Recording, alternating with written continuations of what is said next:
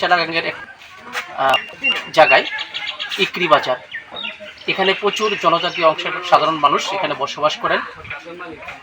আগামী 12ই April vote দেবেন ওরা। তাদের কাছ থেকে আমরা জানার চেষ্টা করব গত সরকারের আমলে কী ধরনের সুযোগ সুবিধা হয়েছে এই এলাকায়, কী ধরনের উন্নয়ন হয়েছে এলাকায়, বা আগামী নির্বাচনে যে সরকার আসবে না কেন ওই সরকারের কাছে সাধারণ মানুষরা কি চাওয়া পাওনা রয়েছে তাদের কাছ থেকে জানার চেষ্টা করব। দাদা, আপনার নামটা কি? আচ্ছা, এই এলাকাটার নাম কি? ইকরি বাজার। আগামী 12ই এপ্রিল ভোট দেবেন আপনারা। হ্যাঁ। কাকে দেবেন এবং কেন দেবেন? যে সরকার বিজেপি সরকার আছে, কেন মথাকে কেন দেবেন না? মথা তো গত 5 বছর এখানে ছিল। মথা করে না, সিপিও দিছি, কংগ্রেস আসছিল আগে, বিজেপি আসে।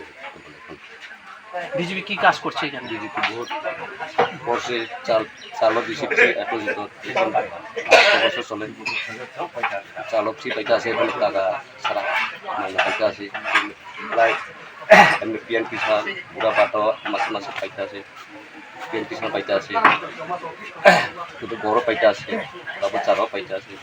তার কি সরকার কি রে কার চাই? কার সরকার 20-12 সরকার চাই না চাইয়া আর কার চাইবো? আচ্ছা, এখানে মথা যে গত 5 বছর ছিল, কোন কাজ করে? এক ফুটাও নাই, এক ফুটাও পাইছি না, সুতা একটাও না, একটাও না, 5 বছর পাইছি কিছু। আমরা তো আসেনি, আর 5 মোটামুটি যাও না আসে।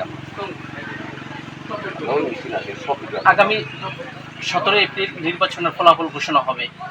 ঘোষণা হওয়ার পর যেই সরকার প্রতিষ্ঠিত হবে ওই সরকারের কাছে আপনাদের এলাকার জন্য কি চাইবেন আপনি?